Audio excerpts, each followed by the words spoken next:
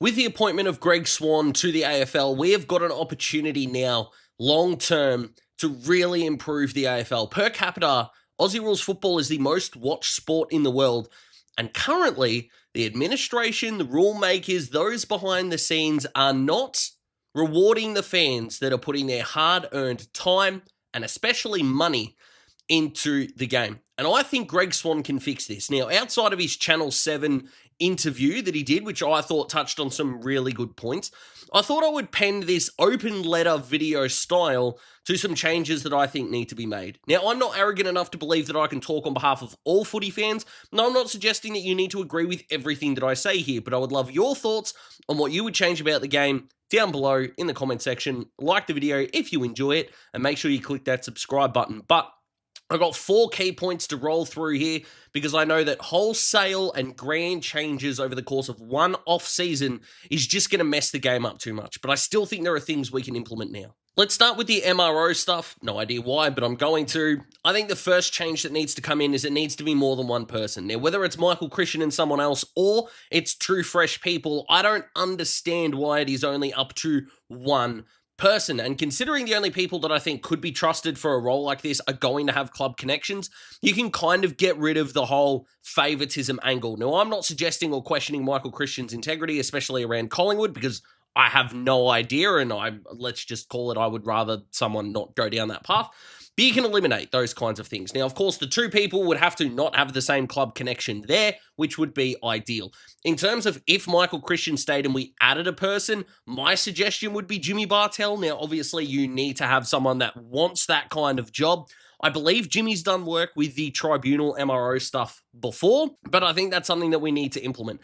In all honesty, I can see a footy mind like James Hird. I know he is still going to have a black mark for some people, which I can understand, but 12 years ago, whatever you think about that whole saga, that's not the point of this video. I like the way his brain works. I like the way that he explains what he thinks, right or wrong, because no MRO, whether it's a panel of 1, a panel of 8, for crying out loud, people aren't going to agree on everything. Now, something that I really want to bring to light about Swanny's interview is that he said that the media is going to have more access to MRO decision-making, whether that is explaining the decision itself or giving us a greater framework to access, I suppose. And that second point is the most important, because if you've got media opportunities for, say, Michael Christian, if it's still him on his own, to go, this is why this got a week, this is why it's only a fine. 2 things happen there. 1, better clarity for fans. You need to reward the fans, right? We are the shareholders, like it or not. AFL, that's how it works. Without us, you're screwed. However, the second thing it does is that if you do make a decision, and let's just use the Tristan Sherry one just because it's a latest example, if you can't get on camera and explain why that decision's been made, you've probably made the wrong one.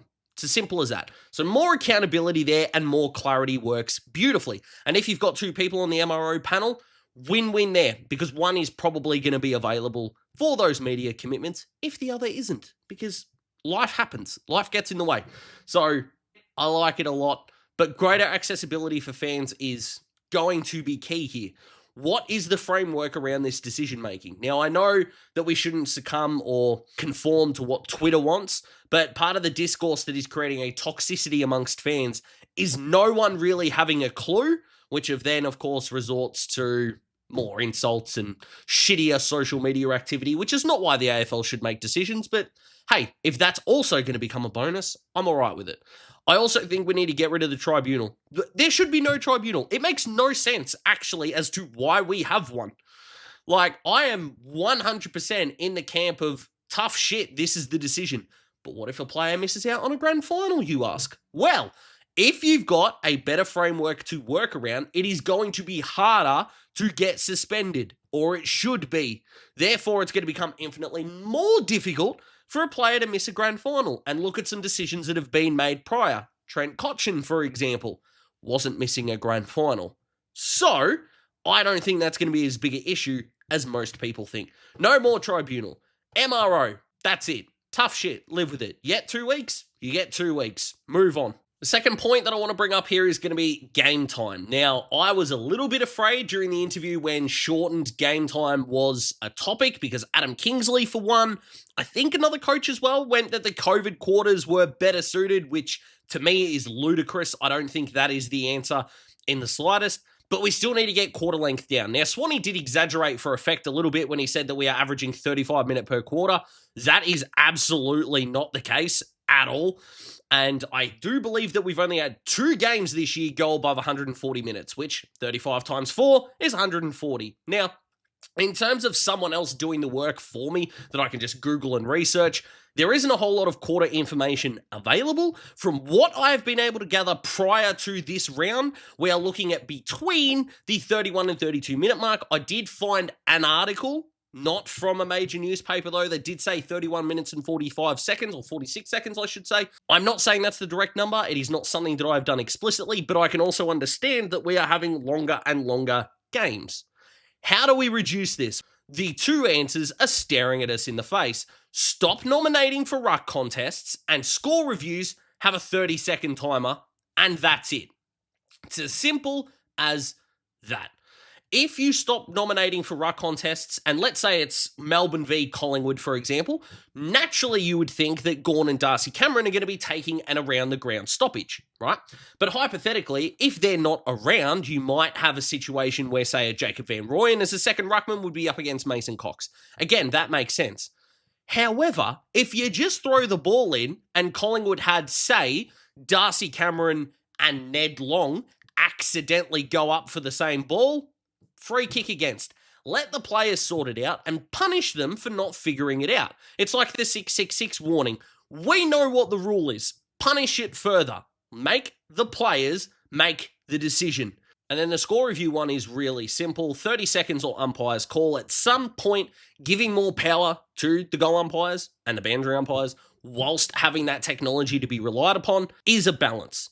And that balance is what we need. If in 30 seconds you can't decide if it's a hell or not, now, yes, we do need upgraded technology. I'm not going to deny that for a moment. However, it's as simple as back the umpires in, and if you can't make a decision in 30 seconds, and I'm telling you, even with slowed down frame rates, you are going to be able to have a look at it at least 3 or 4 times. If in 3 or 4 times you can't conclusively say what it is, stick to what the umpire says. It's as simple as that. We are going to have 120, 125 minutes of game time to decide what's going on and decide this game. Believe it or not, even if it's after the siren and it needs to be checked, that's not game defining. In 120 minutes, one decision is not the be all and end all. It is a culmination of things. It is on the player to kick it over the goal line, right? They should be aiming for that back friggin' fence, by the way. 30 seconds or back your umpires in. If you're not going to trust your umpires, don't have them. Now let's get to the fixture, which is a bugbear of fans. Now, in terms of what we're looking at from a whole year perspective, the fixture is split into 2 phases. Floating fixture and post. Now, if we look at the Thursday and Friday games, now again, I know people are going to differentiate on this. I don't think the AFL are going to turn their back on Thursday night because of the TV ratings. I know it's inconvenient for families to go. I know it's not the greatest time slot for people to show up in droves, but I think it's going to be kept. Now, in terms of Thursday and Friday games, this year, because of some double ups and then the cancellation of Brisbane versus Geelong, there are going to be a combined 51 Thursday and Friday games, which means, of course, 2 teams play per game. That is 102 slots, effectively. Now, if we compare the top 9 this year v the bottom 9 overall, you're looking at a 59 for the top 9 and 43 times a bottom 9 team this year is going or has already played on a Thursday or Friday night. Now, because you've got Sydney, you've got you've got Sydney, you've got Port Adelaide, and you've got, the Western Bulldogs at this point in time, who are not in the 8 who made it last year, you're going to have a little bit of change up there. I understand that. So for the first sort of 16 rounds, it's a fraction more forgivable. But the big problem that we've got is that post round 15, we have had 14 slots on a Thursday or Friday night. Of those 14, 5 of them are Essendon and 4 of them are Carlton. 9 out of 14 are 2 teams that are going nowhere, which probably should have been a little bit more common sense, or should have been used, I should say, because neither of those teams were in the 8 when the floating fixture came out. Now, you could make the argument of, I think Essendon were equal on points and Carlton were a game behind. But if you're telling me that they were betting on both of those teams being really good, especially Essendon with the injury crisis, which I'm not knocking Essendon fans for, you're losing me there. So, how do we fix it? Well, the first thing that we need to do fixture-wise is, as best we can, we need to reduce double-ups in the first 17 rounds. Let's just start there, because it's not great. The next thing that we need to do in terms of Thursday and Friday is diversify it, because again, fans are going to watch good footy and good teams. Take Gold Coast and Collingwood, for example. Now, yes, that was school holidays, I understand that, but Friday night Gold Coast doesn't even matter that the ground was full. School holidays exposed that. According to Media Spy, the average viewer number was 750,000, the highest of the year for a Friday night. Good footy is going to be watchable. I think the Vic, not bias, but lean, needs to stop after the floating fixture. Now, the reason why I say that, don't get upset at me, non-Victorian fans. I'm not trying to punish you here. In fact, I'm going to get you back on side in just a minute. But I understand that so many of the marquee primetime games do feature one or both Victorian clubs. Dreamtime, Anzac Day, Anzac Eve, Good Friday, even Richmond Carlton to kick off round 1, which is not really round 1 anymore. That's what I mean by that. So you're going to have a bit of a lean. That's why I say lean and not bias. However, the proposal for Thursday and Fridays is, even when clubs are not going that well, on a Thursday or a Friday, at some point in that first 17-game block, there should be a derby, there should be a showdown, there should be a battle of the bridge, and there should be a Q clash. For me, that is non-negotiable. They just need to be there. Standalone, clubs that hate each other, bring a bit of primetime rivalry to the game. Guys, we will watch it. Believe me. Yes, there's going to be harder to have games that don't overlap, although, again, some more common sense could be brought in there, right? I'm a fan of earlier start times, especially in Victorian games, especially on Saturdays and Sundays. That, I know I'm in the minority here, but that 12:30 start for Essendon Gold Coast was really good. Am I going to be alone on that? Probably. But could you do it as 12:30, 3:20, 7, or whatever it is at night? I think you could do that. I think that's a way to go. And as much as it sucks and I do not like it, if we are going to keep opening round, Thursday, Friday, Saturday, Sunday, one game in the 4 states. New South Wales, Queensland, one of those to start. WA, I reckon on the Saturday night would be really good. Sunday in Melbourne. Who would it be? My honest suggestion for next year would be Collingwood v Geelong. That's just me though. But I think that's a way that you could make it work. I'm not saying it has to be the Battle of the Bridge or the Derby or anything like that, but whoever maybe finished higher on the ladder out of those teams. So you've got, say, for example, the New South Wales game. GWS have done better than Sydney this year. So GWS could play someone, a Hawthorn. Could it be an Adelaide? Would be a really good way to go. Because you wouldn't give South Australia the opening round game. They've got Gather Round. That's a way you could do that. But avoiding the double ups in that first 17 block, giving more top 9 teams those slots in the floating fixture and getting rid of a big chunk of the floating fixture spots to non-contending teams is the way to go. It's as simple as that. And as logistically nightmarish this might be, again, avoiding as much as you can. I'm not suggesting that it's entirely possible. I haven't tried to put a fixture together, but for example, Carlton playing West Coast and North twice before I think Collingwood played one of them. West Coast, I think. Carlton played West Coast twice before Collingwood did. I think that's what it was. That's a bit ridiculous. We need to cut that out as much as we can. So getting a hold of the fixture department and getting some of these fixes in, I think is going to do the world of good. But we're watching the footy. Give us good teams. Give us good matchups. Let us bring a healthy rivalry to primetime slots. Because right now it's a joke. This floating fixture has been a nightmare. Fix it. And of course, last but not least is the umpiring, because if I have to hear Andrew Dillon tell me it's the best it's ever been, might just flip my shit. Now, again, in terms of massive overhaul, it's just going to bring more confusion. It really is. So I'm not suggesting that we need sweeping changes across the board and we're changing the identity of the game again. But what are the little things that we can bring in? Well, the first thing that I would do would be regarding the stand rule, which needs to go. It's not great, and the whole 50-metre penalty for tiki-touchy stand stuff, it's not okay. The Josh Tracy one against Collingwood was kind of the final straw for me, I think, here. Now, I will say this, though. If someone wanted to convince me that if someone was having a shot at goal, so if the man on the mark is in their own defensive 50 and they have to stand, all right, I'll meet you halfway there. But between the arcs, I'm not a fan of the stand rule. I don't think many people are. And the protected area stuff, unless they're impeding the player kicking or handballing the ball, who gives a rat's if they're there?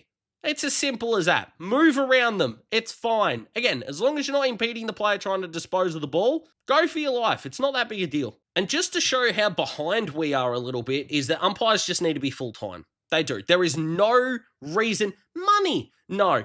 They just need to, right? We are so behind on this, and I will get to the 3 umpires, 3 on field, 4 available thing in just a sec. The A-League had professional refs in 2015. Like, we are now going to be 10 years behind the A-League. The NBL brought full-time refs in 2016. It was only 2 of them, but still. And in the NRL, there are 22 guaranteed full-time ref positions available per the NRL website. And we've got none. Makes no sense. I don't understand why we expect the players to put so much of their heart and soul into their trade, and we're not allowing the umpires to do it either. More money equals more incentive, especially for new umpires to come into the fray, right? They're copping it enough already, and it's not like we're going to get rid of umpires. We know that. But what we do need to do is give them every single resource to be able to do their job as efficiently as possible. Full-time is going to start there, and is a legitimate pathway for younger people to get into the game. Not all of us were good enough to play, unfortunately. What the heck do I mean by 3 on field, 4 in play? Well, we've trialed the 4 umpires thing. It sucks. It's terrible. It's not good. That's fine. Swanny also wants to get rid of the bounce. I don't mind that at all. Maybe to start the quarter, I can get on board with it. But overall, the bounce doesn't mean a whole lot to me. I know that I'm in the minority on that, so I'm okay with that. But we know that we've got the resources to get 4 umpires to every game. So what if we did go back to 3, rotating 4, and a field umpire is doing 3 quarters of footy? So how that would look. So say first quarter, you've got umpire A, B, and C, whoever that may be. You then go to A, B, D for quarter 2, A, C, D for quarter 3, and quarter 4 would be B, C, D. 3 quarters each, 4 umpires there. What you do with that system, you automatically get more efficient. The reason why we went from 3 to 4, or the reason we were told, is the work rate on the umpires. Well, if you go back to 3 and you get rid of 25% of what they have to do, that can balance out. It absolutely can. Now, yes, the ability to warm down and then warm up again for umpires is going to be a little bit meh, I suppose. But again, how do you adjust to it? I'm sure I'm not a health expert, but I'm pretty sure that if they're on a full-time wage, click, training and all these kinds of things, contracted, whatever the hell you want to call it, then, your fitness base can build up here. Now, obviously, only 1 umpire, 2 umpires in this example are going to be doing all 3 quarters in a row, so that's pretty easy to rotate there, of course. And then the other 2, of course, are going to have a quarter off, come back on. That's going to be a little bit weird. Is it a system that can work a hell of a lot better than the one we've got? Yeah, absolutely. And then we need more access to umpires. It's as simple as that. We have player interviews, win or loss. We have coaches' press conferences, win or loss. Why can't we have a chat to them? Again, if they're going to be full-time, we're going to pay them. That's absolutely fine. But are there going to be chances, whether it is on a show? Let me tell you, I'll just put it out there, and I'll just use the first umpire that comes to mind, Nick Foot. Sure, why not? I would much rather him be on a footy show and explain a couple of things, and I think we need to stop the whole being afraid of being wrong, which, again, I think is very much a sports fan and sports attitude that stinks. We're wrong all the time. If you say something into a camera, I promise you're going to be wrong from time to time. And of course, if you do something wrong on camera, it's going to be exemplified more. But I think the ability to just go, yep, that was my decision that I made. This is what I saw. On reflection, that's probably incorrect.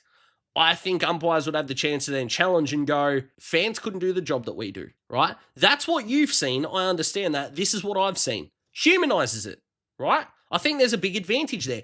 You're not going to stop the idiots, right? There are going to be people that are going to aggressively attack umpires and do all those sorts of things, right? It's terrible. It shouldn't happen. But that's not the reason not to do this. Because again, you're never going to... It's the fans that are a little bit disgruntled rather than the hateful ones that we have to get on board and propel this sport forward. I think having access to umpires to show us, what are you seeing? What's going into making this kind of decision is going to be better for fans long term. Because if there's one thing that's being taken away from our umpires, it's the ability to be efficient. Because, and I could not believe this when I was Googling it, did you know of the 4 major sports in Australia for men?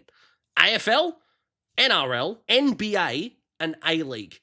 Do you know we have the biggest rule book? As strange as that sounds, check this out. The A-League is 26 pages long for their rules. NRL is anywhere between 55 to 60. The NBL is 97 because they follow the FIBA rules and there is a little bit of give and take there. The laws of the game is 105 to 115 pages on average. I think this year's one is 119. How? Is all of that umpiring? No. I understand that. But that is ridiculous.